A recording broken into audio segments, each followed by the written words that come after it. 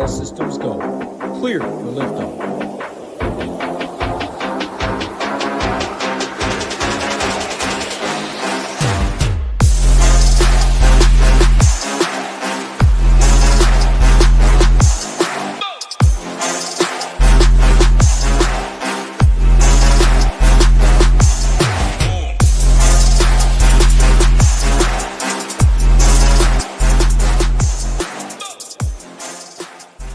What is going on, golf fans? It's your boy GS Luke here with our round 3 live stream for the AMEX. Here to get you guys ready for all your showdown lineups with a look at the weather report. We'll talk some strategy over there for moving day, some lineup construction, and tie it all together out there with any questions that you have. So first off, hopefully you're having a fantastic Friday. Hopefully this golf tournament's treated you nicely as well. Yesterday, or I should say today, out here for round 2, ended up treating us exactly like we were hoping to. The Nicklaus course was the easiest out of the 3 as I hypothesized. We also had the Quinta, which was a lot easier than the stadium course, and overall ended up being a pretty good day for yours truly. So hopefully we can build on that, get some momentum heading into the weekend, and try and take down a few GPPs here on Saturday and Sunday. And so we already got Jay Steele down there. Appreciate the kind words, man. You said I was spot on yesterday. I appreciate that. What's going on, Nip? What's going on, John Paul as well? Let's get after it out here for moving day. Before we hop into all the nitty gritty, do want to remind you guys how you can get access to the SHIPIT Nation tools. For access to all their tools, projections, the stone, like we'll talk about later, make sure to go ahead and check out their website. A link in the description of this live stream to go out there and check it out. And code Luke10 will give you a discount off any membership over there.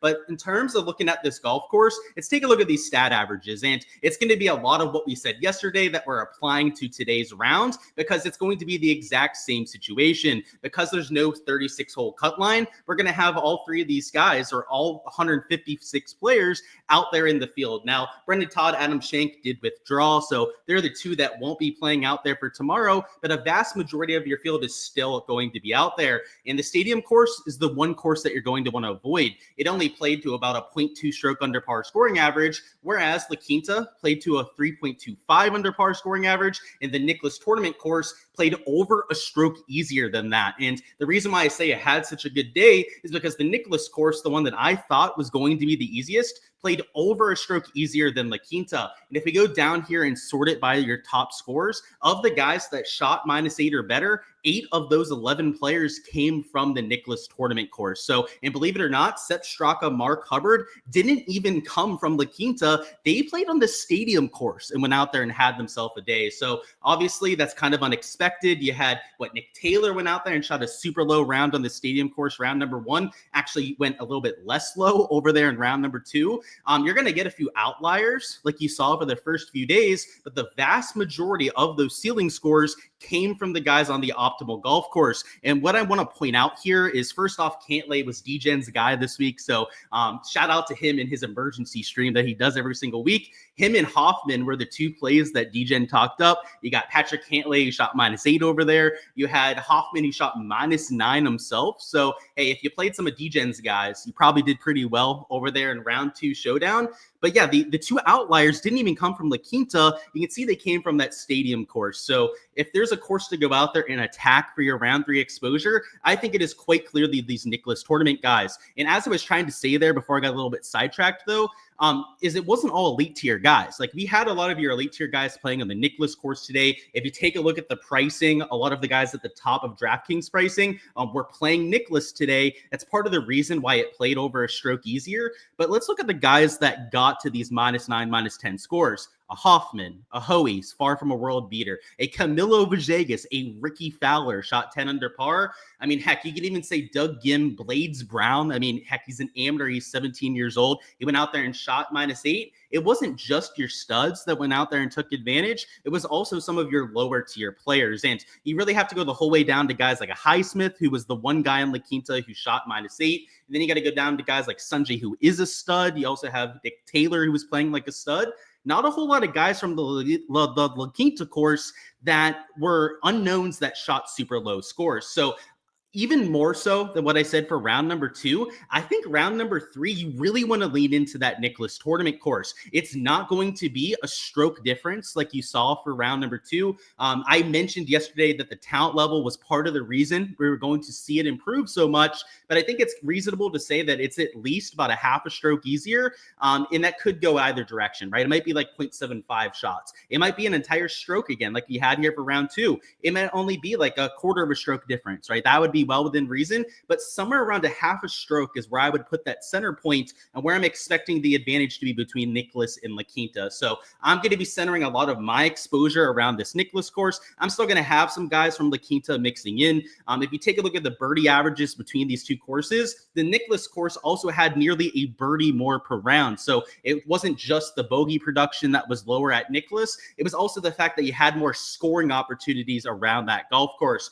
Partially, that difference is down to the talent gap difference, but also just due to the Nicklaus course having some easier pins. If you're playing guys on the stadium course, I think you're doing it wrong over here for tomorrow. The unfortunate part is that all these guys that played the Nicklaus course, and if I just sort this by the current score, so all these guys that have an NT next to their name are going to be on the stadium course tomorrow. So, if you wanted to play a JJ Spawn who's in form, JT, pretty much all of the top end players. I mean, heck, if I take a look at my projections on another tab and I tell you guys that are playing the stadium course, it's pretty much everyone but a handful of players that are playing on the stadium course. So Sanjay's on the Nicklaus tournament tomorrow, so that's a good player to target. Tom Kim's also on the Nicklaus tournament course. You also have guys like a Harry Hall, a Cameron Young that are playing at La Quinta, but of the guys that are 8K plus, literally everyone else is on the stadium course. And that's like 20 something players, right? So you've got like 18 guys playing on the stadium course. And then you've got like 4 or 5 that are playing on one of the other 2 golf courses. So this is going to be an extremely wacky slate, because if you're playing guys on the stadium course, they're playing at a 3-4 shot disadvantage. There's just no reason to go out there and do that. But the other portion of this is that everyone knows that, right? Anyone that has a brain is going to be checking the stats from this week, is going to know to go out there and stack the other 2 golf courses. So it puts us in a little bit of a conundrum where we want to play the guys that are with the best conditions, but at the same time, we also don't want to be taking all of that chalk. So those guys, by the way, those 4 or 5 that are 8K plus that are out there on La Quinta or Nicklaus are going to be like 25 to 35% owned. Heck, it wouldn't even surprise me if somebody like a Sanjay in a single entry or a higher dollar contest was like 70% owned over there for Showdown tomorrow. But I have a few ways when we get to the lineup construction later that we can kind of get around that ownership flaw, but it's not enough to take me off of, avoiding the stadium course. I'm 100% not playing guys from there. I'm avoiding it at all cost over there in my lineups. And I'm just going to have to get a little bit creative when it comes to my lineup construction to offset some of that chalk. So it's a slate where personally, I am dialing back my exposure a little bit. I usually play something close to $1,000, $1,500 for Showdown. It's probably only going to be like $250 out there for tomorrow. It's just not the kind of slate that I love when you have that condensed ownership, but I do want to have some sort of exposure over there for moving day. So, if you like that kind of slate, I guess you can lean into it if you wanted to, but it's just not my cup of tea personally. When we take a look at these weather forecasts, they also look relatively calm over here for moving day. So the first 4 or 5 models all are pretty much sub 4 miles an hour wind. These bottom 2 though, so this NEM model has a little bit of wind kicking up towards the end of the day. Probably nothing that's all that significant. And it's the same thing over here on the HRRR. And the one thing I'll say about these models is that this HRRR is typically the most accurate that we have. So it does raise an eyebrow when we see that one call for any sort of wind, but they called for it this afternoon, the HRRR model, and they were completely wrong. It was calm pretty much the entire day. In fact, if you take a look at the scoring in the morning versus the afternoon, it maybe got a little bit firmer as the day went on, but there was no real difference if you take a look at all 3 golf courses. So I don't think that the wind is going to be a huge factor out there. I think that if you want to avoid some of the first few groups out just because of those low temperatures, that you could, but it's going to warm up about half an hour to an hour into play tomorrow. So it's getting a little bit warmer earlier than you had for the first few days. So that little bit of an advantage, I told you guys to targeting some later tee times, probably isn't there over there for round number 3. It wasn't even really there over there for round number 2. That was maybe the one thing with the golf course that I wish I could have gone a little bit more right. But for round number 3, because it's going to be in the 60s by 9 a.m. local, by the way, they're starting at 8:30 local time. So literally only your first few groups are going to be playing in cooler conditions. I mean, those are the only guys that you might want to raise a little bit of a red flag on over there, the first 3-4 groups out. So that's what I'll say about the weather. Not going to have a huge impact. Hard to have a huge impact when you have 3 golf courses in play. You're not going to have a huge widespread of tee times. But I think the far more important aspect is making sure that we're targeting guys on these 2 easier golf courses. And I think especially over there on the Nicklaus tournament course, that is just, I think it's going to be an absolute key over there for tomorrow. So if you have access to the SHIPIT Nation tools, by the way, over there on the Stone, they have all the golf courses listed. So you'll be able to go through there and find it very easily. You can see over there to the right, they have the LQ, NT, and SC all taken care of for you guys over there. Whenever this update's out there for round 3, you're going to have that information. Of course, all the round 3 regression data, you're going to have maybe not the same shots gained stuff, just because we don't have it for every single player in the field. But you can look at some of your top round 3 scores, right? Guys that have really good moving days. You can take a look for a lot of the other stats that the Stone gives you that you're not going to find on regular old shots gained metrics. Shots gained metrics still matter though. So for round number 2, we're going to go through some of the things that we saw throughout the field and maybe a few of the players that you want to keep an eye on out there for tomorrow, because anyone that we have shots gained metrics for over here in round 2, that means they played the stadium course today, which means they are not playing the stadium course out there for round 3. So if we can find some guys that have favorable shots gained metrics, maybe they're worth an extra look or two out there in your lineups. Let me catch up on chat, see if there's any specific questions. If not, I'm going to go through these shots gained metrics, and then we're going to do a little bit of lineup construction to put it all together. So what's going on, Johnny? You got schooled today and thought you built such a strong squad. Hey, I can't say that I share the same sentiment, but hey, DFS is hard, so get back after it, man. I'm sure you'll get it. And 265 points, yeah, it was way too low. I think the cash line in most of the single entries was like 330. In one of mine, it was like 310, something around that. It's a tough week, that's for sure. You got to have really good lineups. What's going on, Steven? Any sense that an easier course is more of an advantage for lower level guys than high end? I don't know if that's really appropriate, right? We'd have to have data that's supporting that. I think an easier course is better for everyone, right? I want all my guys playing on an easier golf course. I think when you start to get into that territory, you're starting to try and justify going after some low-owned players. I think if you're going to play guys from the stadium course, know that 2, maybe 3 or 4 of them are going to shoot -5 or better. And that's out of the 50-something players that are playing on that golf course. Now, with the better guys playing the stadium course, maybe it is closer to 4 or 5 guys that have that performance tomorrow. But you're talking 5 players of the 50-something that are playing. Less than a 10% hit rate over there with that sort of player. I think you're just getting far too cute if you're going in that direction. So I know you didn't exactly ask about that, but I'm assuming that's why you're asking that question. I just think that would be getting far too cute. I'm not doing that myself. Stack the guys with the NT course. I would. I don't want to completely discount La Quinta. It's still a very easy course. You can have plenty of guys going from there. But yeah, I prefer NT over the LQ course. He had 325 in single entry and barely been cashed. Yeah, that's it. Hey, you got to have good lineups this week, right? Just like at the US Open, you might end up cashing with like 180 points. It's all relative, right? You have somebody shoot -4. That's not going to cut it this week, guys. You need somebody shooting -7, -8 at the very least. And I know sometimes it feels bad. I hear a lot of people complaining at Birdie Fest, like, oh, I had such a good lineup and it didn't end up cashing. Your lineup was trash, right? I hate to be that guy. I hate to be that blunt to tell you your lineup wasn't that good, right? I know it looks good because you see the -4, -5s. You need to be shooting -7, -8 to really mean anything in this kind of format. That's why when we looked at like the stats before, right, we weren't talking about these guys shooting -6 because they're irrelevant when it comes to your showdown lineups. You need these -8s or better to have any sort of chance in showdown.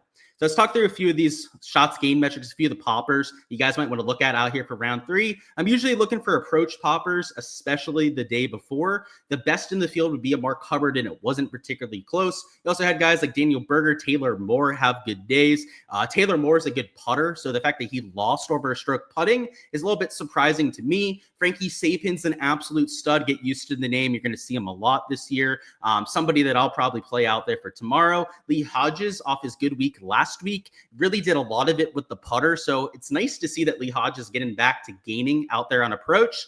He did gain out there with the putter as well, but last week he was gaining like 3 strokes per round. Henrik Norlander tears up easy courses. So the fact that he's going from the harder course to the easier courses, I think could be pretty beneficial for him. He also lost over 1.6 strokes putting, which you'd have to think would probably turn around, or at least hopefully would be able to turn around for him. And Adam Svensson stands out, gained nearly 2 strokes on approach, also lost over 2 strokes with the putter. So another kind of guy, if he just improves on the greens, could see a really, big round-around improvement. JT Poston was a guy that I took advantage of over there on the prop side of things. I faded all his props. He's the kind of guy that after a low round usually goes out there and falls flat on his face. And that's exactly what happened right over here for round number 2.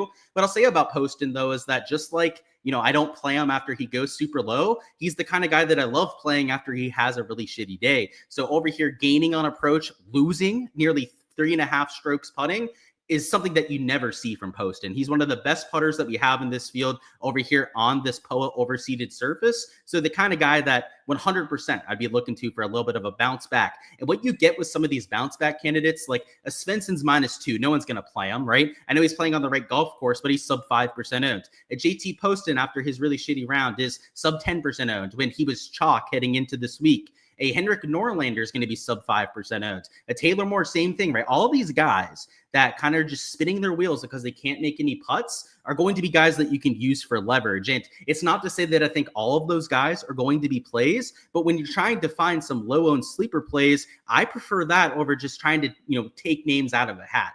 I know a lot of people will just say like, oh, he's low owned, I'll go and play him. We have 154 players to choose from, right? There's absolutely no reason for you guys to be going out there and just picking names out of a hat. You have so many to choose from where if you go through any sort of effort at all, whether it's research over there on the stone, whether it's going to the shots gained metrics and trying to find some guys from rounds 1 and 2, where you can, and by the way, now that we're on round 3, they're going to have at least 1 round on the stadium course, right? If they're not playing the stadium course tomorrow. So even if they don't have these round 2 stats for us to go through, the other guys have the round 1 stats that we're going to have to look at out there for tomorrow. So, right, we're not playing any stadium guys, so we don't really care about the guys with no sample size. Look at the round 1 and 2 data. And I think because it's a weird week without the shots gained metrics, I'm also almost treating this round 1 data like what we had out there for round 2. So just to circle back to that, I know we did a full deep dive yesterday, but a few guys that fit that description were Eric Van Rooyen. By the way, he did not have the bounce back day I was hoping for. One of the few props I ended up missing for today, which kind of stung, but hey, still made out profitable on the prop side, so I can't cry about it too much. But yeah, he could be a bounce back candidate. We mentioned Patton Kizzire. He gained a bunch of strokes on approach, but lost with a putter. Like maybe you look to him over here in round 3 now that we know for at least one of the 2 days that he had a good shots gained record. Now, I prefer these guys in round 2 just because it's more recent, right? It's actually what we saw from today. But on a week like this, you've got to find any way possible to go out there and make a player poll. And I prefer going through these stats using things like round 3 averages, like you have over there on the stone, to go out there and make your decision-making process. So let's go through some of the guys that maybe gained too many strokes putting over here in round number 2. These are guys that might have a little bit of putting regression. Jake Knapp would be a huge red flag. He's not the best putter on tour. And Alejandro Tosti, the same thing, except Straka had a really good putting day, which is kind of painful to see because I have a Straka outright. So let's hope that he can continue that the next 2 days. That'd be pretty sweet. Up there towards the top, though, you can see some of these pop putters that, unless they had really good approach stats, could be in for a little bit of a rough reckoning over the next few days. You can see Hubbard, of course, gained 4.6 strokes on approach. So I'm not so worried about him, but I am worried about guys like William Mao that lost 3 strokes on approach. I'm worried about a David Skins that lost nearly 6 strokes on approach. A Hayden Buckley that lost 3.5 strokes on approach. Toasty, Knapp, by the way, they both almost lost 2 strokes on approach apiece. That's an issue when it comes to your stat profile. So you can do the same thing for round number 1 if we go through those sort of players. Brendan Todd obviously withdrew, but we already talked about how he was a huge red flag heading into yesterday. So I guess not a surprise that he withdrew. Something was going on with his golf swing. But a few other guys like a Luke List would be somebody I'd be looking at twice before I play. Somebody like a Ben Silverman, a Sungjae Im. Obviously, we kind of gave the pass to Sungjae yesterday, right? I mentioned that if anyone was going to turn it around, it probably was Sungjae Im. So, the 5.5 strokes there, maybe you don't use as the gospel, but some of these other guys like Bazane Hoot, a Silverman, a Paul Peterson down here that lost 2 strokes on approach, maybe you have to think, twice about using them. Now, it is from 2 days ago, right? It's from round number 1. So it's less impactful than what we have here in round number 2. But these are the sort of things that I'm looking at over there in my exposure. The main thing, though, is making sure that we're playing guys over here on the Nicklaus course of La Quinta, and preferably over there on the Nicklaus tournament course. So now let's go through some lineup construction, guys, and tie all this together. Let me see. Any questions to go through first? Get a sip of this coffee as well. Like button for a sweaty tryhard. I appreciate that. And yeah, if you guys haven't hit that like button already, first off, what the hell are you doing? And get to it, right? Let's get those numbers up. Let's pump those numbers up over here on the SHIPIT Nation YouTube channel. Subscribe as well so you don't miss any of the content to come. Let's go through this lineup construction. So this is probably the most important segment of this entire live stream. The weather report's important, right? Knowing what golf course to attack. We kind of know what to do after round number 2. Our lineup construction, though, is where it's really, really going to matter because we've got ourselves a very unique slate. As I mentioned before, all the guys that are playing off the stadium course, there's only like 5 of them that are 8K plus. So this isn't going to be a lineup here, but I'm just going to point out the guys that are even playing on the proper golf course. So it's Sungjae, it's Tom Kim, it's Harry Hall, it's Cam Young. Let me go to my other tab so I can look at all those players. So yeah, we got Sungjae in there, Tom Kim, there's Harry Hall. And then the other one is JT Poston, and he's actually at $8,000. These are the only players, literally the only ones of the 23 players that are 8K plus that you can even use from one of those 2 proper golf courses. So the issue is you have all these other guys up here, literally all of them. Every single player on the left over here that's 8K plus is a player that you should probably fade over there in Showdown because they're all on the stadium course. The issue is all these guys are mega chalk. I mean, Sungjae, 40-50% owned. Tom Kim, probably like 25-30% owned at the very least, right? That's the minimum, I'd say, on some of these ownership numbers. Harry Hall, same thing. Cam Young, same thing, probably nearly 30%. Heck, even a JT Poston, I think is going to be like 15-20% owned. So it's an issue. It's definitely sub-ideal that you're going to have that ownership there, but there's a ways around it, and I'm going to show you that right now. So let's go ahead and throw Sungjae Im into this lineup. I'm also going to go down here and throw a Harry Hall into this lineup as well. And then down here, we're also going to throw in a JT Poston, who I think is a really good regression candidate after his really poor round 2 performance. What we have here now is 7,800 remaining per player. But what we're going to do to get different is just leave a bunch of salary on the table. I'm not usually a huge proponent for doing this, but on this kind of slate, I think it's the best way to approach it because we can make sure that we're only taking guys that are playing on the proper golf course and at the same time still take guys that are going to get us different to the field. So what I'm going to do here is go down into the 7K range, and we're going to mix in a few guys that are playing the proper golf course. So the first one I'm going to use is a Bo Hostler. No real particular reason why, other than I think he's a good birdie maker at this sort of golf course. He's cheap, and he's playing at La Quinta Country Club. I kind of prefer the guys on Nicklaus course, so let's do that for our next man in, and that's going to be Sam Stevens that I'm going ahead and throwing into here. Also, a player that's going to be super low owned. He's played decently this week. He's there at T58, and he's playing one of the easier golf courses to round out the day. Now we have 9,800 remaining, and by leaving salary on the table, I mean, I might even leave like 2K plus on the table in some of these lineups. So, in terms of a last man in, if you're going to the top end of that 7K range, you're kind of limited on options. You've got like 3 or 4 there from 7,500 plus, like a Nick Taylor, Sepp Straka, maybe a Ben Griffin who's over there on the La Quinta course. Those are the kind of guys I'm rounding off this lineup with. So it's going to be uncomfortable, right? That'd be leaving nearly 2K on the table if I'd be doing so. But because of how chalky some of these guys are going to be, it's not as bad down here in the 6 and 7K range. It's worth noting that in the 6 and 7K range, there are a lot more guys that are playing over there in the Nicklaus course in La Quinta. So you're going to have enough, guys to spread out that ownership. They're going to have guys that are sub 5%. But up top, because all of them are like 40% owned, that's why I'm leaving that salary on the table. And it's also necessary just to go out there and build a lineup with the guys on the proper golf courses. So that's how I would go out there and approach your lineup construction. That's mostly out there for large field GPPs. But even in cash, I want the guys playing the easy golf courses, right? So it's not like I'm jamming in these guys at the top end of the board. In a single entry, a contest where I'm not worried about his ownership, I'm still trying to jam in guys from the proper golf course. So my strategy that we just mentioned for the large field GPPs doesn't really change all that much this week, depending on the contest I'm entering. It's a wacky slate when it comes to trying to take the right players. And like I mentioned before, I think if you're looking to take guys on the stadium course, there's going to be 4, maybe 5 of them that shoot someone like -5, -6 or better. You're going to have like a 10% outcome to try and pick those right guys. Whereas if you take a look at the other golf courses, it's not going to be a great hit rate, but you're going to have a much higher chance, probably closer to like 20-25%. And I want the courses where I have a 2 to 3 times chance to actually go out there and get somebody to have a ceiling performance. So that's what I would do out there for your lineups, guys. I don't think it's a slate to go out there and overthink. Play the guys from La Quinta, play the guys from the Nicklaus tournament course. And if you need to get different because you're going to have some really high ownership numbers, then leave some salary on the table. I think it's really that simple out there. So that's all I've got out there for the Showdown stream, guys. Make sure you use code Luke10 if you guys are signing up for SHIPIT for a discount off any membership over there. But best of luck over there with all your round 3 lineups. For the betting and prop live stream, make sure to check out my GS Luke DFS YouTube channel. While I'll be doing that either later tonight or early this morning. Check out my Twitter/X for an announcement when I'll be going live with that. But props have been pretty good for us over here this week as well. So it's built on that showdown momentum that we got going yesterday, as well as the prop momentum that we've got going today as well. And round out this week with some profit. So it's all I've got, guys. Appreciate you. And let's go out there and ship it out there for round 3.